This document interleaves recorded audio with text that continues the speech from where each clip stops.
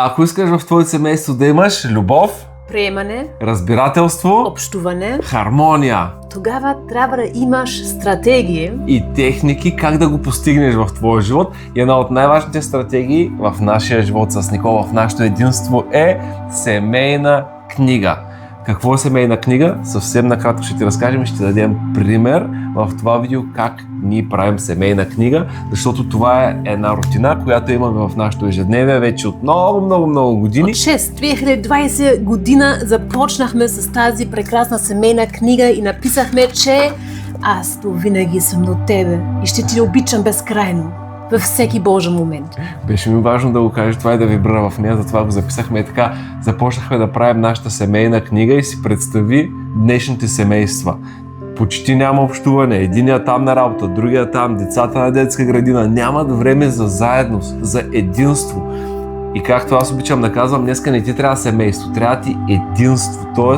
хора, които имат общи цели, общи интереси, различни хора, за да се допълват, но с обща посока. И няма как, ако не общуваш с твоя мъж или с твоята жена, да знаеш каква е неговата посока. Да. Няма как да знаеш какви са нейните чувства, какво е в неговата глава. И затова с Никол взехме решение всяка неделя сядаме и пишем нашата семейна книга. Днеска е понеделник, вчера не успяхме да го направим, защото казахме, ще снимаме и по принцип снимаме понеделник. Използваме момент сега да го направим заедно с тебе, за да ти по-наясно какво означава да имаш семейна книга и започнахме да го напишем в тази хубава тетрадка, виж я. И всеки път да напишем това, което ни е важно в този момент. Какво е темата, което видяхме чрез седмица, което не повика емоциите, където не сме доволни в ситуации. И най-голямата тайна, мога ли започвам там за една жена поне, защото при мъжете работят колкото... Сега искам да почваме с практиката. Теорията с Никол взехме решение. Започваме да правим курс на темата семейна книга. Знаеш, че Никола има менторска програма, в която обучава жените и всичките курсове, които ги правим за тези жени в програмата са безплатни. За всички други могат да ги купят на нашата страница. И едно от най-много, което напитат хората е: искам хармония в семейството, искам единство, разбирателство, как да го направя. Ние винаги казваме семейна книга, пиши семейна книга. И всички питат: какво е това семейна книга? Как да го направим? Затова сега взехме решение, че ще направим курс. Теорията е вътре за тези, които искат да почнат да го прилагат това в ежедневието. Сега практика, така че съвсем накратко да чуя твоето най-важно нещо и да започнем с практиката. Най-важното за мен беше да не трябва всеки път, когато ми дразни нещо чрез седмица, да казвам веднага: ей, човек, нещо не съм доволна, но да го напиша от началото в моя телефон и в неделя, когато сядаме и аз съм извън емоцията, тогава реално да мога да гледам тези неща отново и да решаваме заедно как искаме да действаме в бъдеще. Защото никога не е добре да направим вина. Той 14 години ми научи: няма вина, и аз не го разбрах, като го направих. И тогава ти е наясно, че тази вина не ти помага да общуваш добре, но ако правиш с друга гледна точка на приемане и с творение за бъдеще, тогава магията започва да работи. А сега съм готова да направим практика. Сега това беше кратка теория и ако ти искаш да имаш по-хубаво и аз ще допълня теорията. Партньорство в къщи, пиши долу в коментарите: готова съм да уча. Готова съм да уча. Хайде да е нещо просто, искам една дума. Кажи го пак с една дума. Общуване. Семейна книга. Семейна книга, пиши. Напиши долу в коментарите. Тогава пиши долу в коментарите семейна книга, за да знаем, че ти си готова да работиш на твоята връзка с твоя партньор. С примера, който даде Никол, аз ще ти дам конкретния пример, защото започна всичко при нас, когато имахме ресторант. Никол нещо не е доволна, аз в кухнята отговарям за екипа в кухнята, готвим по цял ден, приготвям.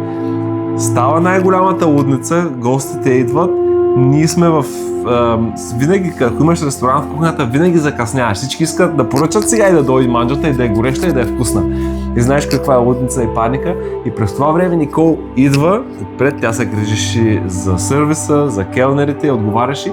Идва и казва нещо и се почва една дискусия, една драма и оттам разбрах: в ежедневието, ако има нещо, което, както каза Никол, те дразни, нещо, което не ти харесва, нещо, което не го намираш за хармонично, Не трябва в ежедневието да си разбиваш цялото ежедневие, цялата хармония и да разбиваш на другия неговата вибрация, настроение и най-вече задачите. Моя ден е структуриран от сутрин до вечер. Имам си задачите, имам си работа, имам си хората, имам си бизнеса, имам си проектите. Не искам, и най-вече една жена, която е много емоционална, не искам да дойде в моето ежедневие да почне с голямата драма и затова се научихме. Каквото не е наред в нашето ежедневие, дали е окей или не е окей, ще решим, ще го поговорим, ще го обсъдим, но искам да е неутрално и искам да го правим не по време на ежедневието, а да си имаме точно определено време за това нещо. И така започнахме с семейната книга. И от началото имаше голям противление вътре в мен, защото идваше този глас, който каза, но когато съм толкова емоционално, иска да слезе от мен. Но това не води към повече хармония. И тогава решиш, че ще го напиша до неделя и първото нещо, което видях, че 80% от тези драми са само в моята глава, до неделя ги нямаше. Просто ги изчистиха вече от само себе си, наистина. Заради това сега, все още 6 години по-късно, това е една техника, или една практика, която правим. Дали имаме нещо за споделяне или не, защото знаем, ако нямаме това пространство, в един момент ще ни пречи. Значи, това е нещо много важно. Стига с тази теория. Тази теория в курса. Обърни се натам. Обърни се натам, тук сега. Започвам. Да, и сега това нещо ще го правим няколко седмици подред, докато курсът е готов. Всяка неделя ще ти записваме, ако не успеем неделя, ще е понеделник, ще ти записваме как ни правим нашата семейна книга, за да можеш да почнеш да учиш от примери. И тези примери, като е готов курса, влизаш и почваш да го учиш, ако си вече в богинята майка, ако не, ще те поканим вътре и най-важното, пиши ни, коментирай по това видео, коментирай, за да знаем следващата неделя над какво да наблегнем, какви са ти въпросите, какви отговори искаш, какви примери да дадем, кое ти е било най-полезно, кое не ти е харесало и така нататък. И сега започваме с няколко примера. Първия пример е съвсем лесен. Аз имам два примера днес с теб, защото от тази седмица съм записал две неща. Първото е телефона и храната. Аз постоянно слагам моят телефон близо до някаква чаша вода, до храната и не обръщам внимание и Боянче вече 100 пъти ми е казал да го слагам на друго място. Даже и сега на стотици пъти той ми го каза с любовта и аз много съм доволна, че не ми мрънка, но ми казва, виж къде е твоя телефон. Това го бяхме сложили в семейната книга и аз и подсещам на Никола от време на време, но сега разбрах, че трябва пак да седнем и да го дигнем на дневен план, защото това нещо излъчва. Това е електромагнитна вибрация, която, ако е до вода или до храна, не й влияе позитивно. Не искам до моята вода и до моята храна да има електроника и не искам да я зарежда с тази вибрация. И Никол какво прави винаги? Не гледа въобще следно кон с капаци. Отива и го хвърлят, винаги до водата, винаги до храната, винаги преди малко беше до каната ми с чай. И аз не го... Просто не знам, наистина не го виждам като капаци имам. Добре. И знам, че ти е важно. Важно ми е. Да. Телефона стои минимум 30 см на разстояние. А преди път бяха 25. 30, да го запомниш по-добре. 30 см минимум на разстояние от нещата, не 25 ти казах, за да можеш да помниш една педя. Това е лесно. И сега започнахме тези неща, значи книгата оставихме, че ни е по-сложно и започнахме всички неща да ги пишем в една специална апликация на телефона, така че Никол след малко ще ги запише тези неща или отвори, докато сега това е... Добре, няма да го режем, няма да го поправяме това видео, гледаш го цялото в цялата му дължина, както го правим ние. Значи, първото, докато го търсиш това нещо, какво трябва да променим, как сега това достатъчно ли ще ти е да си насочиш пред следващата седмица вниманието да не си слагаш телефона до храната или до водата? Да. ще насоча повече внимание. Да, знам, че миналата седмица съм го написала, че ще насоча внимание там, още не съм успяла и това е много важна точка, че когато общуваш веднъж с твоят партньор, не можеш да очакваш, че веднага има промяна, ако не е Боян, но да има малко и търпение от твоята страна. Нали казва, ти виждаш, той не казва това с никакъв страх, никаква вина, просто казва, че това ми е важно, хайде да намерим решение, за да можем хармонично да живеем заедно, този телефон да е далеч от храната и водата. Аз предлагам всеки път, когато слагам телефона близо до храната. Да, и това е причинно-следствие. Ако не можеш да си изпълниш за ръката и това, което си обещал и си дал думата си, има причинно-следствие. Няма да го наричаш наказание. Да. Причинно-следствие, за да следващия път да си малко по-мотивиран да го спазиш. Да. И знаеш, и това работи, това е най-якото, мотивацията идва от пребягаш от болката или отиваш към благоденствието. И благоденствието да имаме хармонична храна, хармонична вода, за да няма техника до нея, да не влияят негативни вибрации. Това е, но явно това не я мотивира достатъчно, както не ме мотивира. Винаги гледам къде сега нямахме причинно следствие, когато го слагам. Мен това ме мотивира, само да знам, че ще са ми качествени храната и водата. Но никога не я мотивира. Тоест обръщаме причинно следствието и отиваме към болката. Две неща мотивират. Това, което да се чувстваш добре и да се чувстваш недобре. И ние работим умишлено с тях, преди да беше бременна, да й расте коремчето, правихме бърпита. Падаш на земята, лицева опора скачаш, лицева опора скачаш. В момента не става, за това ще правя клекове 30 клекове, които не са супер сложно, но вече иска енергия и време от мен, за да може мозъка, нали? Защо го правим това? Трябва да знаем как работи мозъка. Всичко е навик. Аз слагам моят телефон безсмислено на тези неща, е нещо, което автоматично работи в моята програма, където не наслагам осъзнание. Значи, ако искам да ми осъзна, че всеки път го правя, трябва да има от началото нещо, което ми да прави връзка с това нещо. И най-добре е, че не Боян ми казва аз каква причинно-следствие трябва да направя, но аз да спирам какво предлагам аз да направя, за да направя този напредък.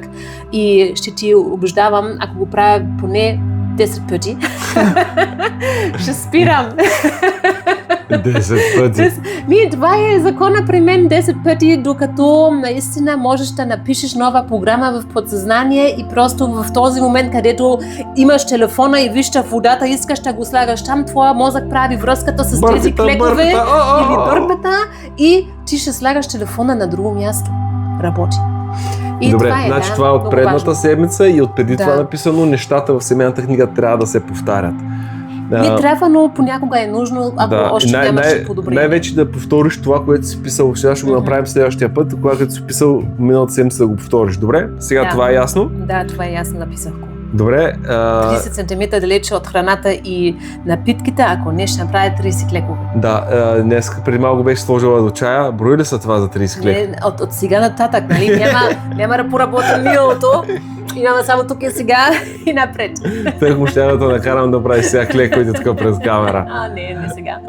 Добре, второто нещо, което сега не сме го писали и което е ново и отново е свързано с храната. Забелязвам, че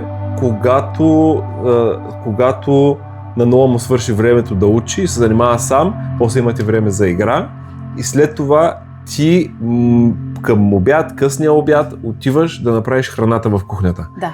И инвестираш около час. Час до час и половина в храната. Да. Искам това нещо да изчезне от нашето ежедневие, защото сега ще кажа защо. И това е предложение. И семейната книга не е това единия да диктува. Семейната книга е за общуване. Предлагаш, възнамеряваш, предлагаш, обсъждате и двамата възнамерявате.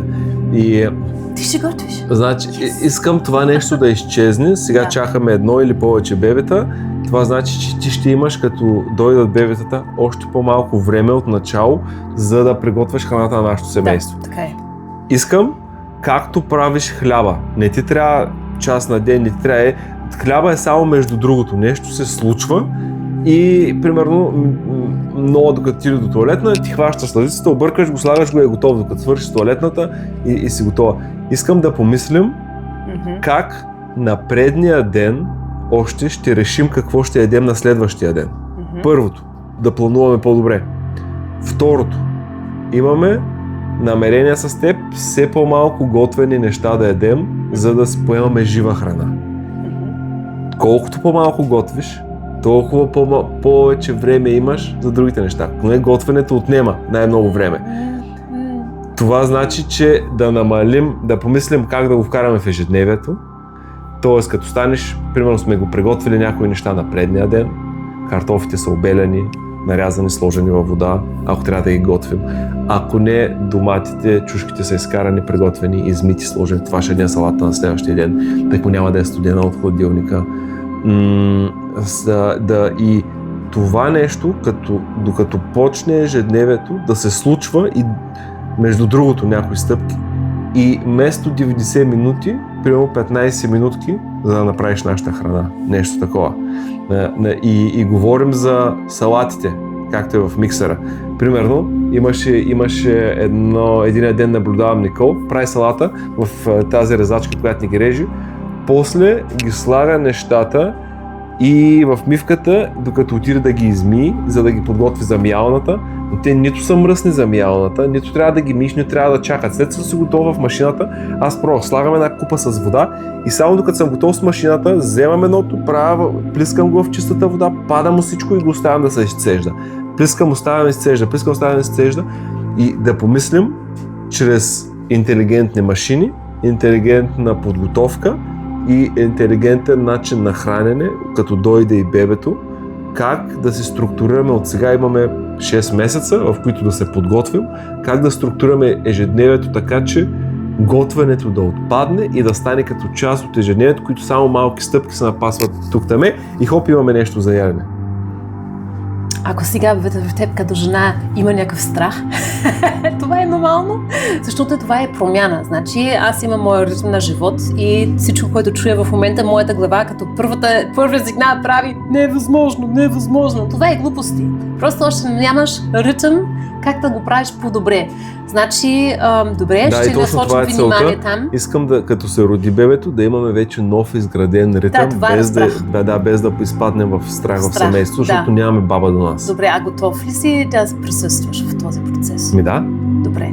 Защото най-често тази подготовка тогава трябва да направя, когато детето спи.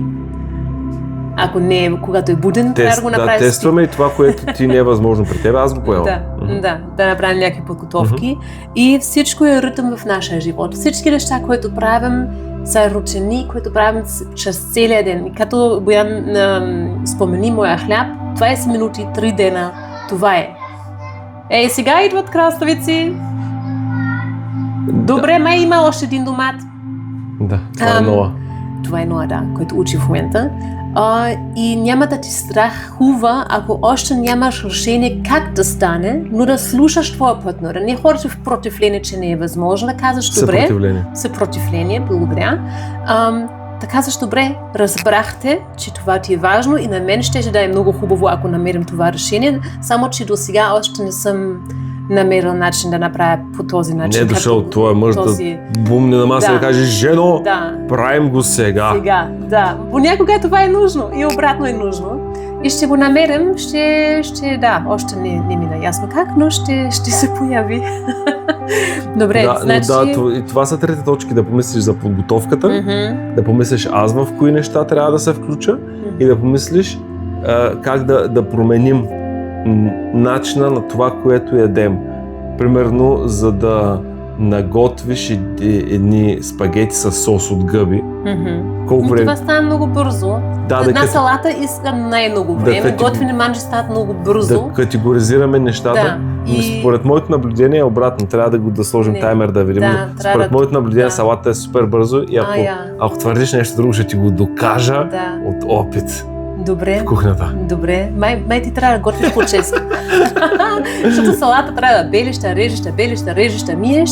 Ако правя една манджа в печката, само ми е грубо, слагам вътре и готово. Една салата за нашето семейство не повече от 10 минути. Може би преди това още 2 минути и половина, 15 минути, всяка салата е готова, гарантирам ти го. Гарантирам ти, всяка салата. Зависи какво слагаш всичко вътре и дали едно дете постоянно ти дърпа на опашката.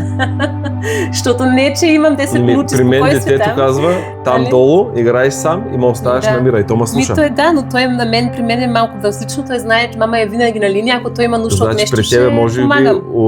комуникацията с Да. него трябва да се промени. Може Това това също, да съм построя, казвам, този в момента работи, аз да се играя с него, да казвам сега ще имам време да готвя нашата манджа, той се играе сам и аз правя манджа, това работи в момента, но ако това не искаш да е така, тогава трябва да помисля или да е просто по кратко време, да не е час и половина или час, най-често гледам и да го интегрирам в този процес. Целта е 15 минути. Цел. Да. Нали? Ще стигнем или не, ще видим. Цел. Цел през деня, когато го приготвя е 15 минути, но може и този час да е Допълнителни стъпки, да, допълнителни стъпки да има. Да, примерно вечер да ги изкараме, да ги измием, докато пълним водата. Вечер може да има и още няколко минути за миене на зеленчуци и подготвяне. И ги оставяме и след чакаме. това е чистане на кухнята. Няма такова нещо. Кухнята не е, докато готвиш, кухнята е чиста. Това още не съм научила как ти правиш това нещо. Да. С магия. И аз имам ялна. Добре, есен да правим храната в рамката на 15 минути през деня. Да. По точките имаш ли нужда да ги запишеш, които са важни, какво да внимаваме или като почнем да ги... Не, когато ги тестваме сега, ще Тази видим седмица е какво наблюдение. Наблюдение. Следващата неделя, значи неделята, която идва, сядаме, гледаме го пак, Да. виждаме какво сме наблюдавали и след това започваме с практиката от следващата седмица. Добре. А ако прави нещо в печката, който има нужда от 45 минути, Това не въжи. Важно е твоето внимание. Добре, Слагаш твоето в печката, внимание само. слагаш в печката, печката се го прави сама. Добре. А когато е нещо в тази тенджера, което преди за 30 минути аз трябва да го бъркам и да направя. Да, играйте си на някакви... Хоря в кухнята напред-назад. Постоянно да го бъркаш. Има храни, които трябва от време на време да бъркаш. Нали, този сос, примерно, имаше за 20 минути да го пръжа първо зеленчуци, да слага сос. Наблюдавай го и аз да съм тук и да видя как става и ще вземем за такива неща от решение. Даже онен ден готвих, ходих до туалетна, докато знаех, че това в момента ври, за да мога след това да скарвам буклука навънка и нали, гледам, че направя всички неща заедно. Да, домати идват. Добре, готови сме. Да, готови сме. 22 минути. 22 Добре, минути. И като видео, и като стъпки за днеска, за семейната книга. Да. Добре? И е много важно и много ценно. Нещо друго да добавиш? Сега това са лесни стъпки, които сме написали, като нали, как организираме ежедневие. Ако щеше да има сега нещо, което ми дразнеше през седмица, това правим другата седмица, как да общуваме с по-сложни теми, които не са толкова лесни, нали, като това. Супер лесно. Казва Нидей, казва тази дума, казва и това и аз казвам, добре, няма да казвам това вече. Мъж прост, жена много комплектна. Значи аз ще го знам комплектен начин и той е за простите неща. Така го правим.